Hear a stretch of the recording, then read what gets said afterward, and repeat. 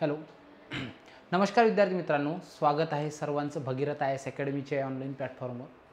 आता आगामी जी तुमची गट क पूर्व परीक्षा आहे आणि संयुक्त गट ब मुख्य परीक्षा आहे, तसेच नोव्हेंबर आणि इतर परीक्षांसाठी अत्यावश्यक विषय जो 15 गुणांसाठी 15 प्रश्न येतात, म्हणजे मेन्सला जर म्हटलं तर 30 गुण असं म्हणू शकतो. तर त्यासाठी एक संयुक्तिक तयारी आपण घेऊन येतोय, ती म्हणजे राज्यव्यवस्थेची रिव्हिजन. एक लक्षात घ्यायचं, जर तुमच्याकडे रंजन कोळंबे सर लिखित हे जर रिव्हिजन नोट्स असेल भारतीय राज्यघटना आणि प्रशासन, तर ती समोर ठेवायची. नसेल तर मग जे पॉईंट्स मी शिकवतो ते लिहून घ्यायचे तेवढे. चला तर सुरुवात करूया. पहिला टॉपिक आहे घटना निर्मिती.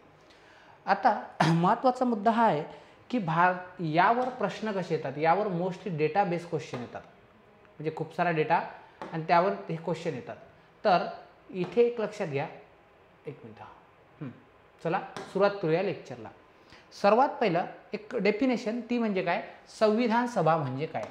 आता मोस्टली तुम्हाला माहिती आहे मी लेक्चर लिहून घेत असतो, पण यावेळी ना तुम्हाला कमी वेळात जास्त रिव्हिजन व्हावी म्हणून आपण काय करतोय, डायरेक्ट तुम्हाला हे PPTद्वारे घेतोय. कारण की बऱ्याच मुलांकडे हे बुक आहेत मार्केटमध्ये, तर ते हायलाईट करतील. तर बघा, संविधान सभा म्हणजे काय. आता संविधान सभा म्हणजे काय असते तर बघा, प्रत्येक देशाचा राज्यकारभार चालवण्यासाठी नियम असावे लागतात आणि हे नियम तयार करणारी समिती म्हणजे संविधान सभा. भारत स्वतंत्र झाला, ब्रिटिशांच्या राजवटीतून मुक्त झाला, मग आपलं प्रशासन आपल्याला करायचं होतं. मग हे जे प्रशासन आहे हे प्रॉपर पद्धतीने करता येण्यासाठी, ठीक आहे, संयुक्तिक पद्धतीने करता येण्यासाठी आपण एक संविधान सभा निर्माण केली आणि जिचं काय काम होतं, घटनेची निर्मिती करणे. म्हणजेच सार्वभौम लोकशाही देशाची घटना तयार करण्याचे काम पार पाडणारी लोकांची प्रातिनिधिक सभा. म्हणजे काय होती, हिचं कार्य काय आहे, देशाचं लोकशाही सार्वभौम देश तयार करणे आणि या देशाची घटना तयार करण्यासाठी लोकांची प्रतिनिधित्व करणारी सभा होती. आता यावर प्रश्न हे येतात की संविधान सभेची भारतात जी मागणी होत आली, तर ती मागणी कुठून सुरुवात झाली. तर बघा, 1922 मध्ये, हे एकदम एक इयर लक्षात ठेवायची, 1922 मध्ये महात्मा गांधीजींनी यंग इंडियामध्ये एक लेख लिहिला आणि सांगितलं की आमचं प्रशासन आम्हाला करू द्या. म्हणजेच इनडायरेक्टली मागणी केली की आमच्या इथे काय असावी, एक संविधान सभा असावी, असं गांधीजींनी म्हटलं होतं. याला म्हणतात की संविधान सभेची शब्द उल्लेख न करता अप्रत्यक्षरित्या मागणी केली. मात्र आयोग काय करतंय, आयोग हे उत्तर देत आहे, संविधान सभेची सर्वप्रथम प्रत्यक्ष मागणी कोण केली तर 1934ला. आणि 1934ला कोण केलं, साम्यवादी चळवळीचे जे प्रणेते होते कोण, ज्यांचं नाव आहे मानवेंद्रनाथ रॉय. या मानवेंद्रनाथ रॉयांनी काय केलंय, सर्वात प्रथम संविधान सभेची भारतासाठी मागणी केली. म्हणून आयोग जे उत्तर देतं हे 1934 आणि सर्वप्रथम संकल्पना मांडली. त्यानंतर तुम्हाला माहिती आहे, ब्रिटिशांनी भारतीयांना एक आव्हान केलं होतं की तुम्ही स्वतःची घटना लिहा. आणि त्या दृष्टीनं काय झालं होतं, 1928 मध्ये, याच्या आधीची गोष्ट सांगतोय, 1928 मध्ये नेहरूजींचे पप्पा म्हणजे मोतीलाल नेहरू, या मोतीलाल नेहरूंनी काय केलं होतं, भारताची पहिली घटना लिहिण्याचा प्रयत्न केला होता, ज्याला आपण काय म्हणतो, नेहरू रिपोर्ट म्हणतो. म्हणून जर तुम्हाला प्रश्न विचारला की भारतीय संविधानाची,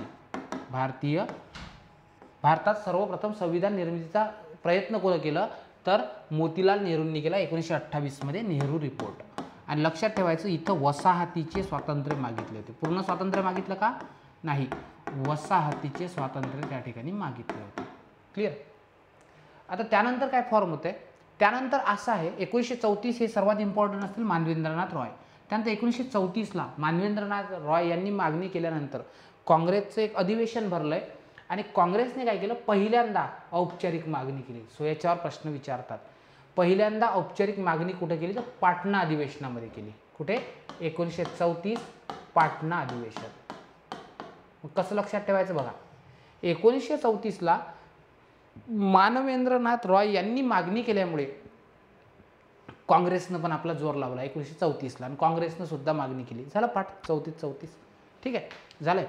त्यानंतर 1938 मध्ये नेहरूजींनी म्हणजे जवाहरलाल नेहरूजींनी काय सांगितलंय की आम्हाला कोणत्याही बाह्य प्रभावाविना घटना तयार करण्याचा काय करा, अधिकार द्या, अशी मागणी केली होती 1938ला. ठीक आहे. आता महत्त्वाचा मुद्दा हा आहे की 1940ला लिन लिथगो यांनी ऑगस्ट ऑफर आणली होती भारतीयांसाठी. कारण की ब्रिटिशांना काय पाहिजे होता, ब्रिटिशांना पाहिजे होता दुसऱ्या महायुद्धात सपोर्ट भारतीयांचा. आणि आता भारतीय लोकांनी ब्रिटिशांना वेठीस धरलं होतं. त्यांना म्हटलं होतं की जोपर्यंत तुम्ही आम्हाला स्वातंत्र्यासाठी प्रॉमिस करत नाही तोपर्यंत आम्ही तुम्हाला सपोर्ट करणार नाही.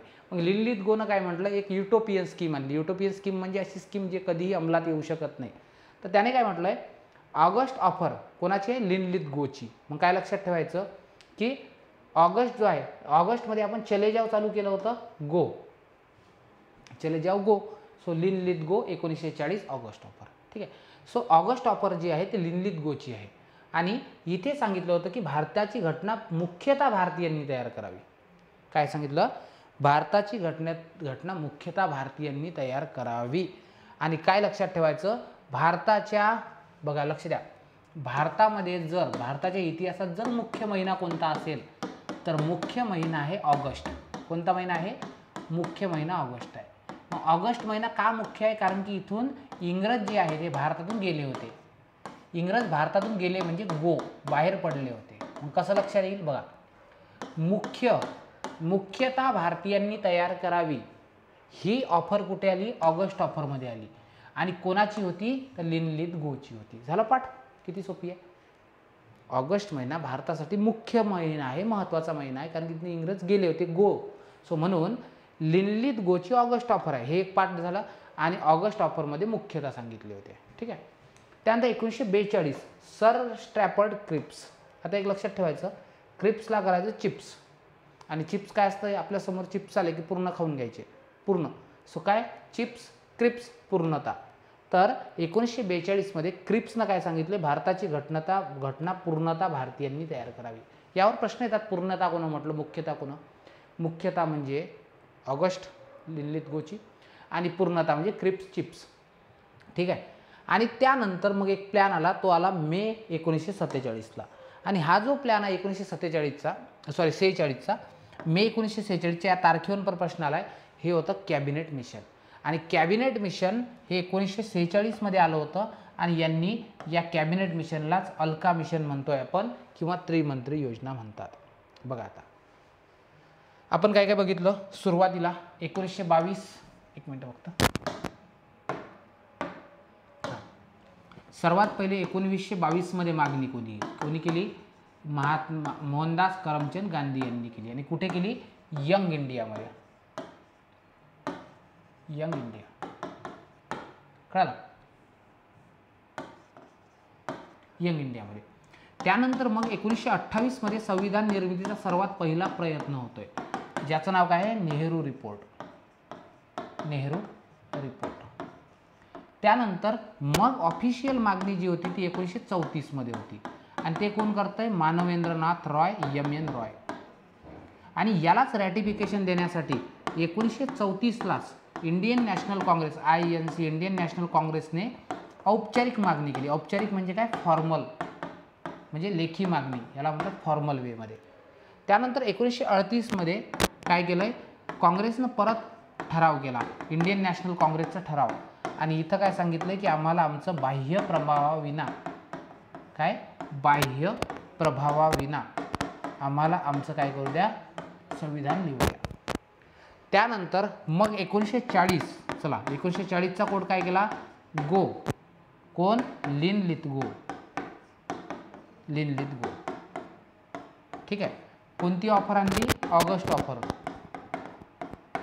आणि काय सांगितलं, भारतीय घटना पूर्णता की मुख्यता, मुख्यता भारतीयांनी तयार करावी. क्लिअर. त्यानंतर येतं 1942. 1942ला आलं क्रिप्स मिशन. आणि क्रिप्स पूर्ण खाल्ले चिप्स, सो पूर्णता. ठीक आहे. आणि त्यानंतर पुढे मग आलं 1946. 1946 मध्ये आलं कोणतं मिशन, कॅबिनेट मिशन.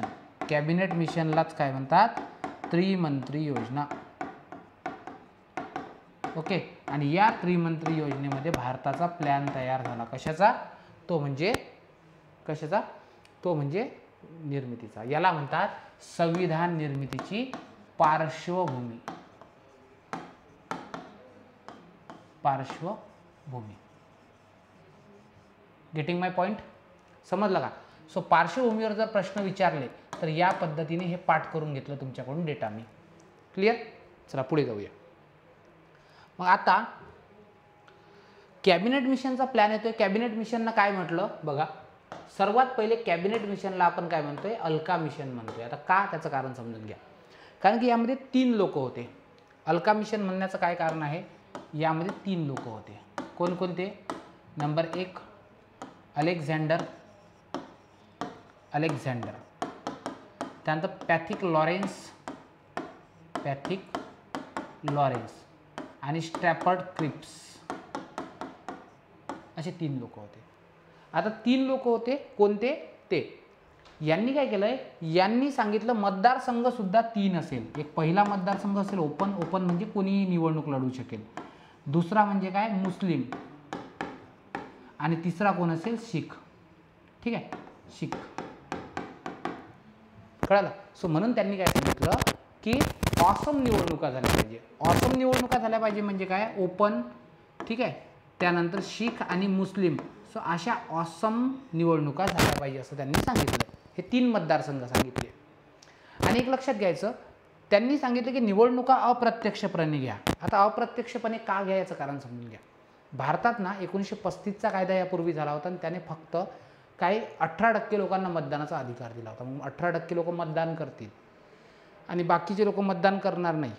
मग संविधान सभा ही सर्व लोकांची होईल का, नाही, 18% लोकांचीच होईल. मग असं होऊ नये म्हणून त्यांनी सांगितलं भारतात प्रत्यक्ष निवडणुका घेणं शक्य नाही. सो निवडणुका कशा घ्या, अप्रत्यक्षरित्या घ्या असं त्यांनी सांगितलं आहे. कळालं. दुसरं त्यांनी सांगितलं मग निवडणुका कोणाकडून घ्या. जशा राज्यसभेच्या होतात ना, राज्यसभेच्या खासदारांना तुमच्या राज्यातले आमदार मतदान करतात. आता फॉर एक्झाम्पल महाराष्ट्रातून 19 जागा जातात राज्यसभेवर, तर मग त्यांना मतदार करणारे भारतीय विधानसभेतले काय असतात, आमदार असतात. सो अशा प्रकारे जे प्रांताचे कायदेमंडळ होते म्हणजे तेव्हाच्या विधानसभा, त्यांनी संविधान सभेच्या मेंबरला निवडून दिलं. त्यांनी काय सांगितलं, निवडणुकीची पद्धत जी आता सध्या आहे, सध्या कशी खासदाराला निवडता तुम्ही, त्यामध्ये काय केलं जातं, त्याच्यामध्ये एकल मत आहे. तुम्ही एकच मत देऊ शकता, म्हणजे मी एक व्यक्ती एकच मत देईल अशी सिस्टम. पण त्यावेळेस तसं नव्हतं. त्यावेळेस एकल संक्रमणीय मताद्वारे प्रमाणशीर प्रतिनिधित्व पद्धती सांगितली होती. क्लिअर. आणि सर्वात महत्त्वाचं म्हणजे 10 लाखामागे एक सदस्य होता. काय, 10 लाखामागे. बघा आपण काय म्हणतोय, कॅबिनेट मिशनविषयी बोलतोय. कॅबिनेट मिशन म्हणजे त्रिमंत्री योजना. कॅबिनेट मिशन का म्हणतात, कारण की हे कॅबिनेट मंत्री होते, तिघ होते म्हणून त्रिमंत्री. आणि आपण आपलं स्वतःचं नाव दिलंय अलका मिशन, अलेक्झांडर, लॉरेन्स आणि क्रिप्स. ठीक आहे. काय सांगितलं, ऑसम निवडणुका घ्या. ऑसम म्हणजे काय, ओपन, शीख आणि मुस्लिम असं आरक्षण द्या. निवडणुका अप्रत्यक्षपणे घ्या, प्रांतिक कायदेमंडळाद्वारे घ्या, 10 लाखामागे एक आणि एकल संक्रमणीय पद्धती असावी. आणि त्याने सर्वात महत्त्वाचा मुद्दा सांगितला की 389 लोकांची काय असेल, सभा असेल. आता ही काय कन्सेप्ट आहे व्यवस्थित समजून घ्या. तो काय म्हणतोय, जी भारतीय संविधान सभा असेल ना, ठीक आहे, जी भारतीय संविधान सभा असेल, ह्या संविधान सभेमध्ये जे एकूण मेंबर असतील, ठीक आहे, ते किती असतील, 389 हे टोटल सदस्य असतील, टोटल मेंबर. आता या टोटलपैकी लक्षात ठेवायचं 3 मध्ये सेगमेंटेशन करायचं. सेगमेंटेशन नंबर 1, सेगमेंटेशन नंबर, आता सर्वात पहिले आपण काय करू, सेगमेंटेशन 2च करू. पहिल्या याला आपण म्हणू ब्रिटिश भारत. काय म्हणायचं, पहिल्या याला ब्रिटिश भारत आणि दुसऱ्या याला काय म्हणायचं, संस्थाने. आता एक लक्षात ठेवायचं, म्हणजे ब्रिटिश भारतातून काही खासदार यायचे 389 पैकी आणि काही संस्थानांमधून यायचे. आता एक सर्वात महत्त्वाचा मुद्दा हा आहे की ब्रिटिश भारतामध्ये 2 प्रकार होते. एक पहिला होता तत्कालीन राज्य, ज्याला आपण म्हणतो ब्रिटिश प्रांत. आणि त्यावेळेस ब्रिटिश प्रांत किती होते, ब्रिटिश प्रांत होते 11. मध्य प्रांत, बॉम्बे प्रांत, आसाम असे 11 प्रांत होते, बिहार. आणि 4 जे होते हे होते कमिशनरचे प्रदेश. बघा लक्ष द्या, मी काय सांगतोय व्यवस्थित लक्ष द्या, आपली प्रॉपर रिव्हिजन झाली पाहिजे. या अँगलनं आपण बघतोय की ब्रिटिश भारताचे आणि संस्थानांचे असे 2 प्रतिनिधी असतील. ब्रिटिश भारतामध्ये ब्रिटिश प्रांत आणि कमिशनरचे प्रांत, म्हणजे हे तेव्हाचे राज्य आणि हे केंद्रशासित प्रदेश असे असतील. आता या ब्रिटिश भारताचे जे प्रतिनिधी असतील हे किती असतील, तर ब्रिटिश भारताचे प्रतिनिधी असतील ती म्हणजे 292. किती, 292. म्हणजे संविधान सभेपैकी 292 लोक हे 11 प्रांताच्या लोकांनी निवडून द्यायचे आहेत. आणि कमिशनरचे जे प्रांत आहेत, या कमिशनरच्या प्रांतांचे हे किती असतील, 4 सदस्य असतील. मग हे 4 सदस्य कोण आहेत तर बघा, हे 4 सध्या आहे, याचा करायचा ABCD कोड. ABCD म्हणजे अजमेर, त्यानंतर B फॉर ब्रिटिश बलुचिस्तान, त्यानंतर C फॉर कुर्ग आणि D फॉर दिल्ली. असे 4 कमिशनरचे प्रांत. हे कमिशनरचे प्रांत म्हणजे आत्ताचे काय आहे, आत्ताचे तुम्हाला हे प्रदेश दिसतात. क्लिअर झालं. आता पुढचा मुद्दा असा आहे की एकूण मग ब्रिटिश भारताचे प्रतिनिधी किती म्हटलं तर कसं सांगायचं बघा. ब्रिटिश भारत म्हणजे ब्रिटिश प्रांत आणि कमिशनरचे प्रांत, हे 292 आणि हे 4 म्हणून सांगायचं 296. जर तुम्हाला प्रश्न विचारला ब्रिटिश भारतातून किती प्रतिनिधी होते तर किती सांगायचे 296, आणि ब्रिटिश प्रांतातून म्हटलं तर 292, कारण की 4 कमिशनरच्या प्रांतात होते आणि उरलेले जे 93 सदस्य होते हे येणार होते संस्थानिकांकडून. पण एक लक्षात ठेवा, संस्थानामध्ये निवडणुका होणार नव्हत्या, तर संस्थांमधून नॉमिनेशन होणार होतं. काय होणार होतं, नॉमिनेशन. आणि नॉमिनेशन काय असतं, नॉमिनेशन म्हणजे नामनिर्देशन, राजानं ज्याला पाठवलं तेच. गेटिंग माय पॉईंट. सो अशा प्रकारे हे संविधान सभेचं जे प्रारूप आहे, मॉड्यूल आहे, हे कोणं सांगितलं होतं, हे सांगितलं होतं कॅबिनेट मिशननं प्रस्तावित केलं होतं. गेटिंग माय पॉईंट. ठीक आहे, व्यवस्थित समजून घ्या. मेन्सवाल्यांनी प्रत्येक गोष्टीवर प्रॉपर प्रश्न येतो. ठीक आहे. सो असा स्ट्रक्चर आहे. 292 ब्रिटिश प्रांताकडून, 4 कमिशनरच्या प्रांताकडून, दिल्ली, अजमेर, मारवाड, कुर्ग आणि बलुचिस्तान, आणि 93 संस्थानिकांकडून असतील. 3 मतदारसंघ असतील, असम, ओपन, शीख आणि मुस्लिम. अप्रत्यक्ष प्रांतिक कायदेमंडळाद्वारे एकल संक्रमणीय आणि 10 लाख लोकसंख्येमागं 1. ठीक आहे. आता पुढचा मुद्दा हा आहे की मग कॅबिनेट मिशननं जे प्लॅनिंग सांगितलं ते प्लॅनिंग कंप्लीट झालं आणि त्यानुसार पडल्या निवडणुका पार. मी तुम्हाला आधी सांगितलं निवडणुका फक्त 296 जागांसाठीच होणार होत्या, कारण की राज्याच्या प्रतिनिधींसाठी निवडणुका नव्हत्या तर नॉमिनेशन होतं. मग 296 जागांसाठी निवडणुका झाल्या आणि इथं सर्वाधिक जागा ज्या मिळवल्या त्या कोण मिळवल्या, काँग्रेसनं 208. त्यानंतर दुसरे 2 नंबर जागा मिळवल्या त्या म्हणजे ऑल इंडिया मुस्लिम लीग 13, आणि इतर जागा किती होत्या 15. या 15 पैकी 8 होते काय त्या ठिकाणी अपक्ष. आणि बाकी पक्ष बघा, एक युनॅनिस्ट पार्टी, युनॅनिस्ट मुस्लिम, युनॅनिस्ट शेड्यूल कास्ट. कळालं का बघा व्यवस्थित. मी काय सांगतोय की निवडणुका एक्झॅक्टली किती जागांसाठी होणार होत्या, निवडणुका जागा होणार होत्या फक्त 1 मिनिट 292 साठी. या 292 साठी जुलै महिन्यात आणि ऑगस्ट, ठीक आहे, जुलै आणि ऑगस्ट 1946ला झाल्या निवडणुका. या निवडणुकीमध्ये काय होतंय, या निवडणुकीमध्ये रिझल्ट येतोय. काय रिझल्ट आला, नंबर 1 इंडियन नॅशनल काँग्रेस 208 जागा जिंकते. त्यानंतर ऑल इंडिया मुस्लिम लीग, ठीक आहे, ऑल इंडिया मुस्लिम लीग ह्या 73 जागा जिंकते. त्यानंतर जे अपक्ष आहेत, ठीक आहे, हे अपक्ष 8 जागा जिंकतात. आणि त्यानंतर इतर छोटे पक्ष आहेत, इतर पक्ष, या इतर पक्षाला किती जागा मिळतात तर 7 जागा मिळतात. अशा 296 जागा झाल्या. क्लिअर. आता महत्त्वाचा मुद्दा हा आहे की इथे इतर पक्ष कोणते, कारण इतर पक्षावर काय येतात नेहमी प्रश्न येतात. तर इतर पक्षामध्ये सर्वात पहिले एक करायचं युनॅनिस्ट पार्टी हा पहिला पक्ष. त्यानंतर युनॅनिस्ट मुस्लिम आणि युनॅनिस्ट शेड्यूल कास्ट, म्हणजे युनॅनिस्टच्या 3. कळालं का, अच्छा 3 झाल्या युनॅनिस्टच्या. त्यानंतर एक तुम्हाला माहिती आहे डॉक्टर BR आंबेडकर होते. तर ऑल इंडिया ठीक आहे शेड्यूल कास्ट फेडरेशन ते एक जागा होती. त्यानंतर कृषक प्रजा पार्टी ही एक पार्टी होती, त्याचा एक सदस्य होता. त्यानंतर एक होता काय म्हणतात त्याला शीख काँग्रेस. तर एक मिनिट फक्त एक बघा व्यवस्थित की युनॅनिस्ट मुस्लिम, युनॅनिस्ट शेड्यूल कास्ट, कृषक प्रजा पार्टी, शेड्यूल कास्ट फेडरेशन, शीख गैर काँग्रेस आणि कम्युनिस्ट. कोण, शीख गैर काँग्रेस आणि कम्युनिस्ट, शीख गैर काँग्रेस, आणि एक म्हणजे 7वा कोण होता कम्युनिस्ट. सो अशा प्रकारे काय झालंय, म्हणून तुम्हाला विचारतात कोणत्या पक्षाला किती, तर प्रत्येक पक्षाला प्रत्येकी 1 जागा मिळाली. ऑब्वियस आहे काय असेल, काँग्रेसचं या ठिकाणी बहुमत असेल. गेटिंग माय पॉईंट?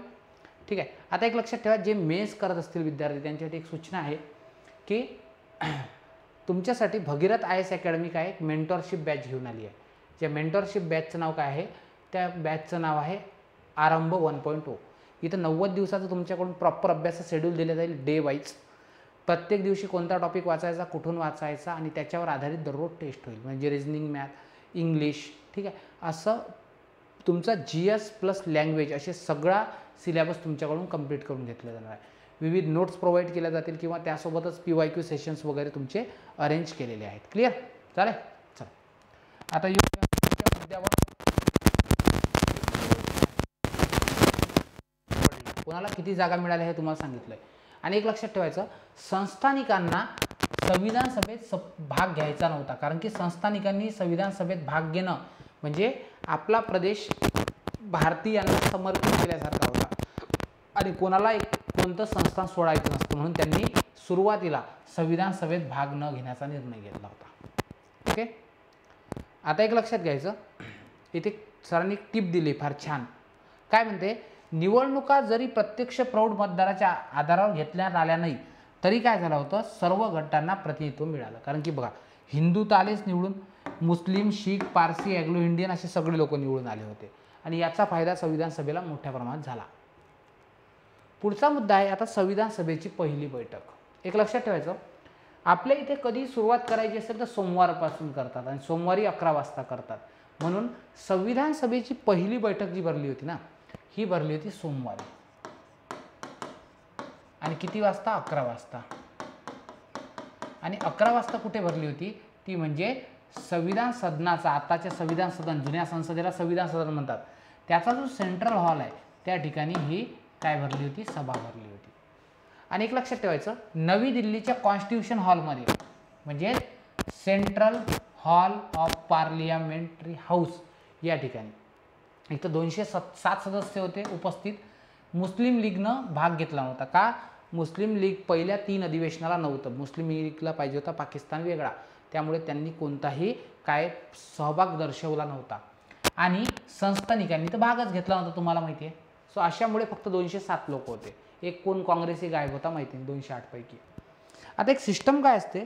सिस्टम ही असते की जोपर्यंत संविधान सभा आपला अध्यक्ष निवडत नाही तोपर्यंत जो सर्वाधिक ज्येष्ठ असेल सभागृहात त्याला काय अध्यक्ष बनवलं जातं. आणि त्यावेळेस सर्वाधिक ज्येष्ठ जे होते ज्यांचं नाव होतं सच्चिदानंद सिन्हा.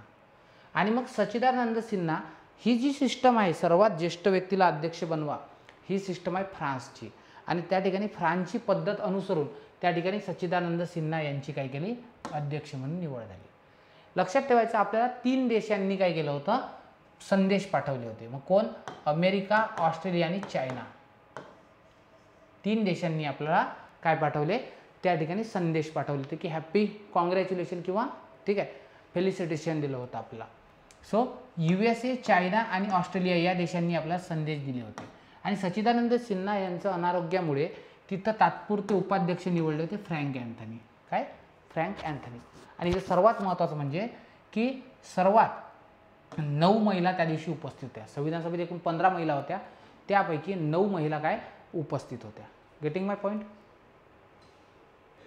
ठीक आहे, झालं असं. म्हणून आपण काय सांगू शकतो? नंबर 1 मुद्दा पहिला, पहिली सभा कधी भरली? चला बोला पटापट. पहिली सभा कधी भरली? पहिली सभा भरते 9 डिसेंबरला. 9 डिसेंबर 1946. चला कुठे? कोणता वार होता? सोमवार. किती वाजता भरली? 11 वाजता. 11 वाजता. त्यानंतर इथं हंगामी अध्यक्ष कोण होतं संविधान सभेचं? तर हंगामी अध्यक्ष होते ते म्हणजे सच्चिदानंद सिन्हा. मला सांगा, सच्चिदानंद सिन्हा जे होते यांची निवड कोणत्या देशाच्या पद्धतीने झाली होती? तर काय सांगायचे? फ्रान्सची पद्धत. आणि उपाध्यक्ष कोण होतं? उपाध्यक्ष होते फ्रँक अँथनी. Frank Anthony. तिसरा महत्त्वाचा मुद्दा म्हणजे यामध्ये किती लोक उपस्थित होते? 207 हे उपस्थित होते. कोण अनुपस्थित होतं? तर काय सांगायचं? ऑल इंडिया मुस्लिम लीग आणि जे संस्थानिक आहेत हे संस्थानिक या ठिकाणी काय होते? गैरहजर. त्यानंतर मला सांगा किती महिला होत्या? ओके, काय म्हणतोय? किती महिला उपस्थित होत्या? तर काय सांगितलं मी इथे? एक मिनिट. आणि महिला 9 महिला होत्या. किती? 9 महिला. म्हणजे जितका तारीख तेवढ्या काय होत्या? महिला होत्या. गेटिंग माय पॉईंट? झालं. ही झाली 9 तारखेची सभा. यावर नेहमी प्रश्न येतात, हे व्यवस्थित लक्षात असू द्या. त्यानंतर आता पुढच्या मुद्द्याकडे येऊ आपण. पुढचा मुद्दा आहे तो म्हणजे 11 तारखेचा. 2 दिवसांना परत झाली मीटिंग. आता आपल्याला पाहिजे होते परमनंट अध्यक्ष, म्हणून परमनंट अध्यक्ष म्हणून आपण राजेंद्र प्रसाद यांची नियुक्ती केली. तर 2 दिवसांनी म्हणजे बुधवारी जी सभा झाली होती, या सभेमध्ये 11 डिसेंबरला आपण राजेंद्र प्रसाद यांची कायमस्वरूपी अध्यक्ष म्हणून निवड केली. संविधान सभेचे कायमस्वरूपी अध्यक्ष कोण? तर कोण सांगायचं? राजेंद्र प्रसाद. तात्पुरते अध्यक्ष कोण? सच्चिदानंद सिन्हा. मसुदा समितीचे अध्यक्ष कोण? तर बी आर आंबेडकर डॉक्टर. त्यानंतर सर्वात महत्त्वाचं, इथं उपाध्यक्ष निवडले नव्हते, उपाध्यक्ष लेट निवडले होते. आणि जवाहरलाल नेहरू यांनी उद्देश पत्रिकेचा इथं काय होतं? सर बी एन राव यांना घटनात्मक सल्लागार म्हणून नियुक्त केलं होतं. म्हणून जी दुसरी सभा आहे, या दुसऱ्या सभेमध्ये काय होणार आहे, म्हणजे आता आपण बोलतोय 11 तारखेच्या सभेबद्दल. तर या ठिकाणी जी 11 तारखेची सभा झाली, 11 डिसेंबरची, इथे आपण परमनंट अध्यक्ष निवडलं. कोण? राजेंद्र प्रसाद. आणि सल्लागार निवडले कोण? बी एन राऊ. बी एन राऊ हे काय होते? घटनात्मक सल्लागार. गेटिंग माय पॉईंट?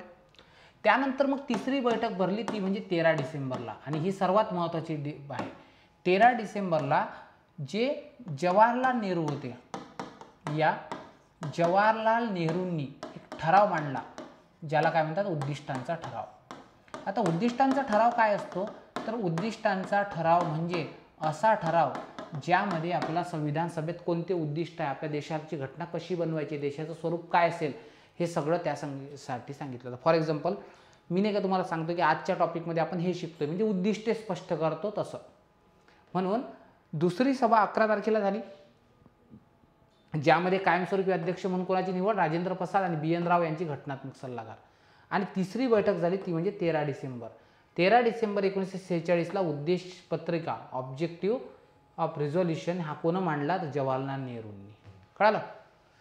आणि हा संमत झाला तो म्हणजे 22 जानेवारीला. आता ऑब्वियस आहे 22 जानेवारी कोणती असेल? 46 मध्ये पहिल्या बैठका झाल्या 47ची. तर 47ला 22 जानेवारीला हा काय झाला? उद्दिष्टांचा ठरावाचा स्वीकार झाला. म्हणून तुम्हाला प्रश्न नेहमी विचारला जातोय की नंबर 1, उद्दिष्टांचा ठराव कोणी मांडला?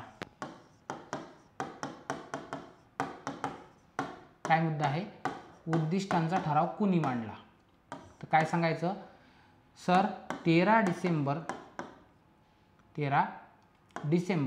1946ला कोणी मांडला? नेहरूजींनी. कोणते नेहरू? पंडित जवाहरलाल नेहरू. ठीक आहे. आणि तो संमत कधी झाला? तर 22 जानेवारी 1947ला. 22 जानेवारी 1947ला हा काय झाला? संमत झाला. आणि एक लक्षात ठेवायचं, हा उद्दिष्टांचा ठराव म्हणजेच आज आपल्या संविधानात सरनामा आहे. म्हणून म्हणतात की उद्दिष्टांचा ठराव हाच भारतीय घटनेचा काय? सरनामा. कारण की सरनाम्याची भाषा आणि उद्दिष्टांच्या ठरावाची भाषा ही काय आहे? सेम आहे. कळालं? सो अशा प्रकारे ही मॅटर करते. त्यानंतर आहे 25 जानेवारी. बघा, 23 जानेवारी नंतर दुसऱ्या दिवशी 25 जानेवारीला एस.सी. मुखर्जी यांची उपाध्यक्ष. बघा, उपाध्यक्ष इथं नव्हते निवडलेले. कधी निवडले होते? ती म्हणजे 25 जानेवारी 1947ला उपाध्यक्षांची निवड झाली होती.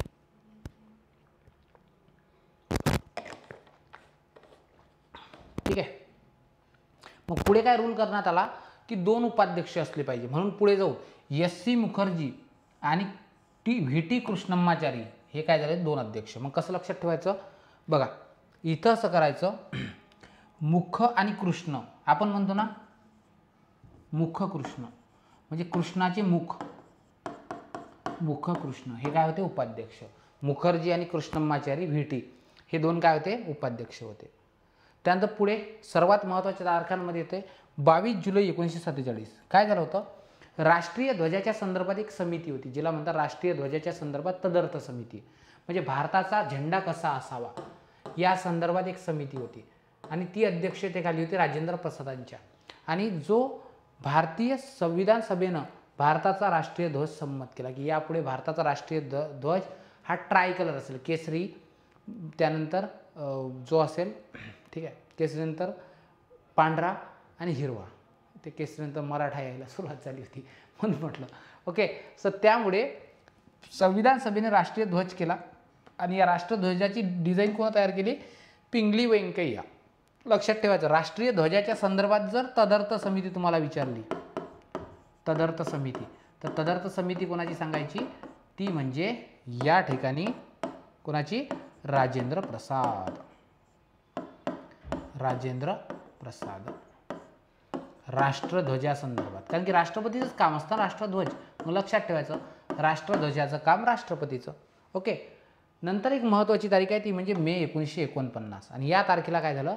जी कॉमनवेल्थ नेशन म्हणजे अशा देशांची संस्था आहे की ज्यांच्यावर संघटना आहे की ज्यांच्यावर कधीतरी इंग्रजांनी राज्य केलं, त्याला म्हणतात कॉमनवेल्थ नेशन, CWN.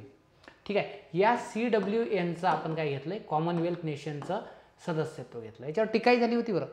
त्यांनी असं म्हटलं की तुमच्यावर इंग्रजांनी इतक्या वर्ष राज्य केलं तरी तुम्हाला कॉमनवेल्थमध्ये का जायचं आहे? तर नेहरूजींनी सांगितलं की एखाद्या संघटनेचं सदस्य होणं म्हणजे सार्वभौमत्वावर कोणताही आळा येत नाही. जसं आपण युनोचं मेंबर आहे, IMFचा आहे, IBRDचा आहे, तसंच या संस्थेचं राहू. कळालं का? म्हणून ना काही महत्त्वाच्या तारखा आहेत. चला बोला, मी तारीख बोलतो, तुम्ही सांगा मला. 11 डिसेंबरला पहिली बैठक, बरोबर का? 9 डिसेंबरला पहिली बैठक 1946ला. त्यानंतर 11 डिसेंबरला कायमस्वरूपी अध्यक्ष राजेंद्र प्रसाद आणि BN राऊ. त्यानंतर 13 डिसेंबरला उद्दिष्टांचा ठराव 1946. त्यानंतर 22 जानेवारी 1947 काय झालंय? या दिवशी उद्दिष्टांचा ठराव पारित झाला. त्यानंतर 25 जानेवारी 1947 काय झालंय? या दिवशी पहिल्यांदा हरेंद्र कुमार मुखर्जी उपाध्यक्ष झाले. त्यानंतर पुढे असं तुम्हाला दिसतंय, पुढे 2 उपाध्यक्ष झालेले दिसतात. त्यानंतर 22 मेला, ठीक आहे, 22 जुलै का? 22 जुलै भारतीय ध्वज हा काय करण्यात आला? स्वीकृत करण्यात आला. त्यानंतर मे 1949 काय झालंय? मे 1949 राष्ट्रध्वजाला संमती दिली. कळालं? सो अशा प्रकारे हे तुम्हाला सांगता येईल.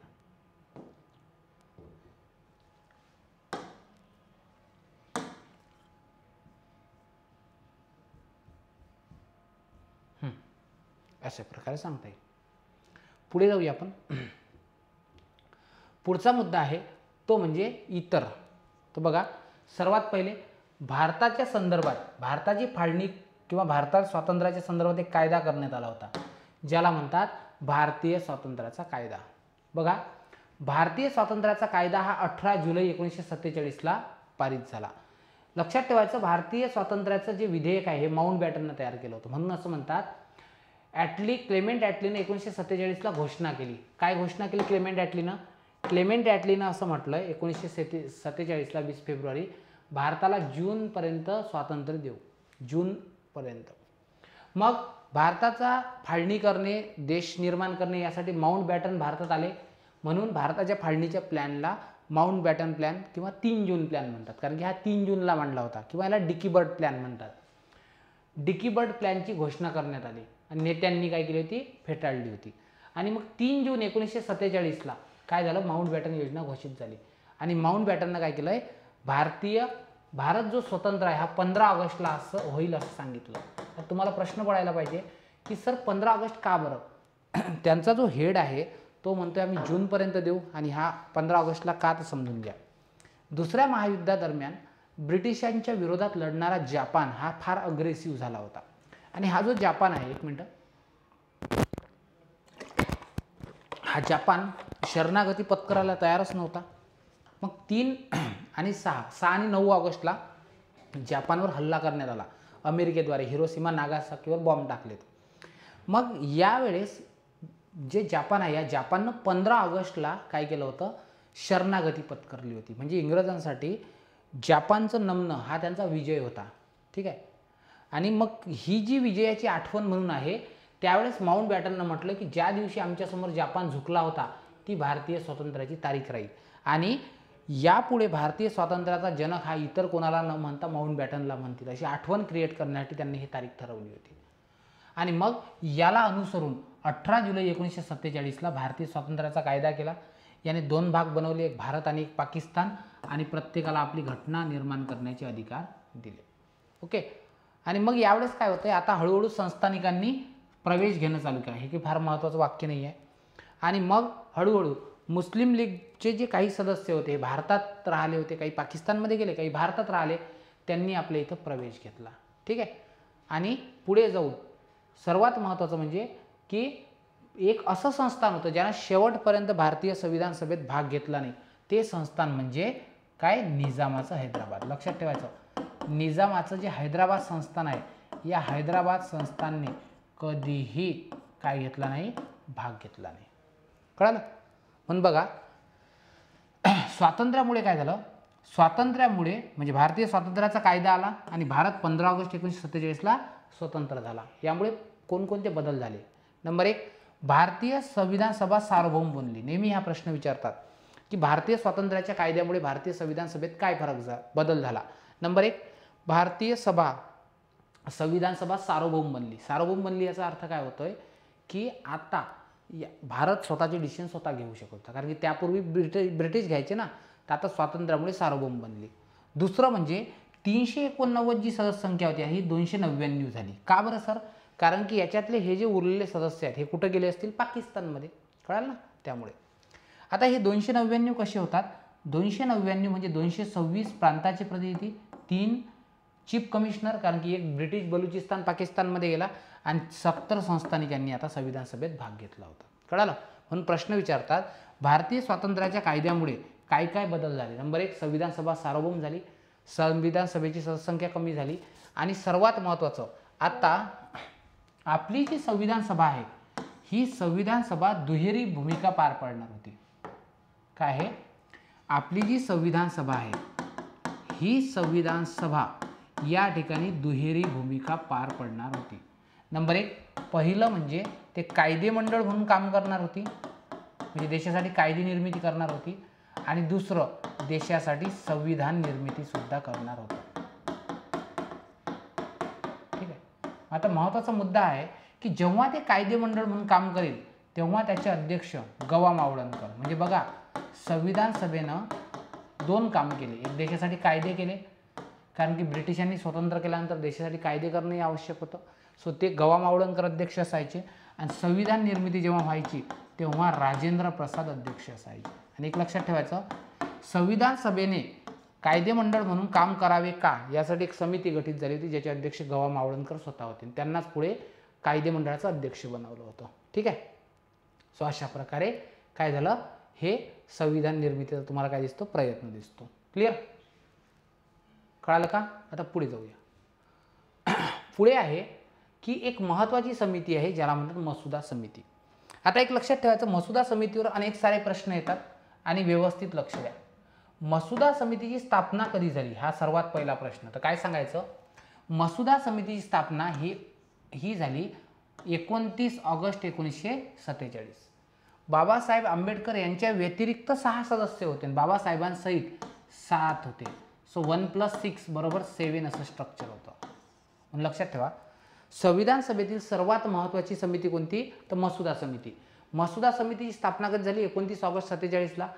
1+6 म्हणजे 7 सदस्य होते आणि याचे अध्यक्ष कोण होते? B.R. आंबेडकर.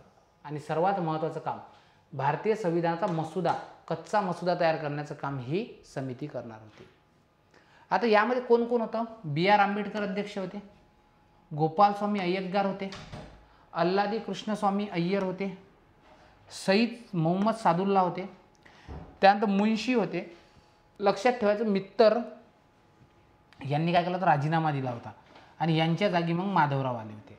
आणि खेतान यांचा मृत्यू झाला होता आणि यांच्याऐवजी कृष्णमाचारी आला होता. मग कसं लक्षात ठेवायचं बघा, मित्तर गेले, त्यांच्या जागी माधवराव आले, म्हणजे मच्या जागी म आला. ठीक आहे. खेतान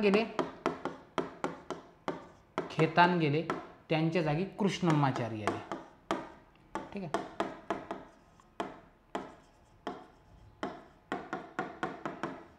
आलं लक्षात? मग लक्षात येईल ना कोणाच्या जागी कोण? यमच्या जागी यम, केच्या जागी के, केच्या जागी के. ठीक आहे. आणि यमच्या जागी यम. ओके. यम आजारी पडले होते आणि के गेले होते. आलं का लक्षात? सो म्हणून खेतान यांच्या मृत्यूनंतर कृष्णमाचारी आले होते. ओके. मित्तरच्या जागी माधवराव. मुन्शी, सादुल्ला, अय्यर आणि अय्यंगार हे असे होते एकूण. ठीक आहे. आणि एक लक्षात ठेवायचं, कृष्णम्माचारी सोडून सगळेचे सगळे वकील होते. कृष्णम्माचारी वकील नव्हते. आणि लक्षात ठेवायचं के एम मुन्शी हे एकमेव काँग्रेसी होते. बाकी लोक मग ते काँग्रेसी नव्हते. गेटिंग माय पॉईंट. ठीक आहे. सो अशा प्रकारे एक महत्त्वाची समिती ठरते, ती म्हणजे संविधान सभेची कोणती समिती, जिचं नाव आहे मसुदा समिती. यावर प्रश्न येतात. ठीक आहे. आता एक पुढे लक्षात ठेवा, काही समित्या आहेत ज्या समित्या तुम्हाला जोड्या जुळवा लावासाठी येतात किंवा वन लाईनरमध्ये डायरेक्ट प्रश्न विचारतात. तर काय करायचं, एक कोड करायचा, छान एक कोड बनवू. सर्वात पहिले आहे कार्यपद्धती, सुकाणू आणि स्टाफ. मला एक सांगा,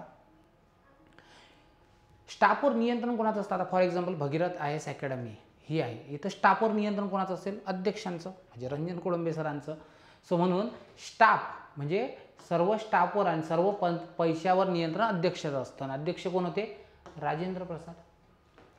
मला सांगा, भगीरथ IAS अकॅडमी आहे, याचं स्टिअरिंग कोणाकडे असेल? सुकाणू म्हणजे स्टिअरिंग, जहाजाचं स्टिअरिंग. कोणाकडे स्टिअरिंग आहे? अध्यक्षाकडे. आणि अध्यक्ष कोण? राजेंद्र प्रसाद. ठीक आहे. त्यानंतर कार्यपद्धती नियम. मला सांगा, या इन्स्टिट्यूटचे नियम कोण ठरवतं? कोळंबे सर ठरवतात. मग मला सांगा, ते जर ठरवत असतील तर संविधान सभेचे नियमसुद्धा कोण ठरवत असतील? ते म्हणजे अध्यक्ष. म्हणून लक्षात ठेवायचं की स्टिअरिंग अध्यक्षाच्या हाती, नियम ठरवण्याचे अधिकार त्यांच्या जवळ, वित्त आणि स्टाफवर त्यांचं नियंत्रण. आणि तुम्हाला आधी सांगितलं होतं की ध्वज, राष्ट्रपती राष्ट्रध्वज. समजलं? म्हणजे लक्षात ठेवा, वित्त म्हणजे फिनॅन्स, स्टाफ, त्यानंतर नियम, त्यानंतर स्टिअरिंग सुकाणू, त्यानंतर पुढे ध्वज, या सर्वांचे अध्यक्ष कोण होते? राजेंद्र प्रसाद. योग्यता. आता मला सांगा, योग्यता कोणाकडे आहेत असं समजू की बघा, मुस्लिम बांधवांच्या साठी योग्यता त्याच्याकडे असते जो अल्लाचे नियम मानतो. हिंदू बांधवांसाठी त्यांच्या जवळ असते जे कृष्णाचे नियम मानतो. अल्लादी कृष्णस्वामी अय्यर. म्हणजे योग्यता त्याच्याकडे, अल्लाकडे आणि कृष्णाकडे योग्यता. त्यानंतर ऑर्डर ऑफ बिझनेस. मला सांगा, ऑर्डर म्हणजे कामकाजाचा क्रम. आणि जो मुन्शी असतो, मुन्शींचं काय काम असतं? कामकाजाचा क्रम लावणे. मग काय करायचं? मुन्शीजी कामकाजाचा क्रम लावा. मुन्शीजी कामकाजाचा क्रम लावा म्हणजे काय? Order of business. आता संस्थानिकांसोबत चर्चा कोण करत असते? आता मला सांगा, भारतात सध्या एखाद्या राज्याला गाईडलाईन द्यायची आहे तर कोण देतील? मोदीजी देतील. मग अशा वेळेस संस्थानिकांच्या चर्चेसाठी समिती कोण? जवाहरलाल नेहरू समिती. कळालं? हाऊस. मला सांगा, हाऊस कोण चालवते? हाऊस सीता चालवते. म्हणजे घर कोण सांभाळते? सीता सांभाळते. सो गृह समिती कोण? ती म्हणजे पट्टाभी सीतारामय्या. आणि तुम्हाला आधी सांगितलं, संविधान सभेच्या कार्यावरील समिती म्हणजे स्वातंत्र्यानंतर कोण करेल? स्वातंत्र्यानंतर तुम्ही विचार करा की संविधान सभेचं काम संपलं होतं, म्हणजे राजेंद्र प्रसादांचं काम संपलं होतं, त्यांना राष्ट्रपती बनवलं होतं. मग कोण बघतील? ते म्हणजे गवा मावळणकर. क्लिअर? आलं लक्षात? मूलभूत हक्क उपसमिती. मूलभूत हक्क मिळाले, भारतीयांवर कृपा झाली. मूलभूत हक्क मिळाले, भारतीयांवर कृपा झाली, कृपलानी. ठीक आहे. त्यानंतर अल्पसंख्याक. अल्पसंख्याक संख्येनं कोण कमी आहे? तर लक्षात ठेवायचं, मुखर्जी. मुखर्जी हे कोण होते? हे ॲग्लो इंडियन होते. सो त्याच्यामुळे त्यांची समिती आहे ती म्हणजे अल्पसंख्याक समिती. त्यानंतर पूर्वोत्तर सरहद्द आदिवासी. तुम्हाला माहिती आहे की नॉर्थ ईस्टमध्ये एक कोण होते? आपण त्यांना म्हणतो CM, ज्यांचं नाव होतं बार्डिलोई. सो बार्डिलोई हे कुठले आहेत? नॉर्थ ईस्टचे आहे. म्हणजे पूर्वोत्तर शब्द आला पाहिजे. आणि आदिवासींचे जे धर्मगुरू कोणाला म्हटलंय? गांधीजींनी ती म्हटलं ठक्करांना. म्हणून आदिवासींवरील, आसाम वगळता आदिवासीवरील समिती ती कोणती आहे? तर ती आहे ठक्कर समिती. गेटिंग माय पॉईंट? ओके. मसुदा समितीची तुम्हाला माहिती आहे BR आंबेडकर. प्रांतिक घटना समिती. आता प्रांताची घटना कोण लिहायची? तर ते जे त्या गोष्टी असतात तर त्या असतात मोस्टली कोणाकडे? गृहमंत्र्याकडे. आणि पहिल्या गव्हर्नमेंटमध्ये गृहमंत्री कोण होते? ते म्हणजे वल्लभभाई पटेल. आणि जिथं जिथं संघराज्य शब्द दिसतंय ते कोणाकडे द्यायचं? जवाहरलाल नेहरू, कारण की PM कडे असतं. क्लिअर झालंय पाठ? चला बरं, आठवते का बघा. कार्यपद्धती नियम राजेंद्र प्रसाद. सुकाणू राजेंद्र प्रसाद. वित्त स्टाफ कोण? राजेंद्र प्रसाद. योग्यता Alladi Krishnaswamy. Order of business कामकाजाचा क्रम मुन्शीजी लावा. त्यानंतर संस्थानिकांसोबत चर्चा कोण करेल? ऑब्वियस ते म्हणजे PM. त्यानंतर संघराज्य अधिकार, संघराज्य घटना ते करतील. त्यानंतर फ्लॅग, राष्ट्रपती, राष्ट्रध्वज, संविधान सभेच्या कार्यावरील स्वातंत्र्यानंतर गवा मावळणकर, गृह समिती पट्टाभी सीतारामय्या, मूलभूत हक्क मिळाले कृपा झाली कृपलानी समिती, अल्पसंख्याक मुखर्जी, मुखर्जी समिती, पूर्वोत्तर बार्डिलोई समिती, आदिवासींचे धर्मगुरू ठक्कर बाप्पा. त्यानंतर सर्वात महत्त्वाचा प्रांताचा कारभार हा गृहमंत्र्याकडे असतो, वल्लभभाई पटेल, आणि मसुदा समिती ती म्हणजे BR आंबेडकर. समजलंय. आता एक महत्त्वाचा मुद्दा हा आहे, लक्षात घ्या, एका लेक्चरमध्ये हा इतका मुद्दा तर कव्हरअप करणे शक्य नाही. सो आता ना ही जी आरंभ बॅच आहे ही तुमच्यासाठी फ्री ऑफ कॉस्ट आहे, म्हणजे फक्त 99 रुपीज घेतोय, ते प्लॅटफॉर्म फी आहे तेवढीच. आणि ही बॅच आता तुमच्यासाठी 90 दिवसाची असेल. या बॅचचे पर्क्स असे आहेत की तुम्हाला डेली आम्ही काय केलं आहे, शीट दिली आहेत. दुसरा महत्त्वाचा मुद्दा म्हणजे की या शीटसोबत तुम्हाला दररोज मेंटॉरशिप मिळेल. एक डेडिकेटेड नंबर आहे ज्याच्यावर तुम्ही कॉल करू शकता. अनेक सारे PYQ सॉल्व करून घेतल्या जातील. सोबतच तुमच्याकडून इतर 5000 प्रश्नांचा सराव करून घेतला जाईल. डेली रिझनिंग, मॅथ आणि करंटवर तसेच इंग्लिशवर टेस्ट करून घेतल्या जाईल. असं हे मेनसाठी एकूण प्रोग्राम आहे. मी तर म्हणलं प्रत्येकाने जॉईन करा, जेणेकरून तुमचा PYQचा सराव आणि डिसिप्लिनमध्ये अभ्यास होईल.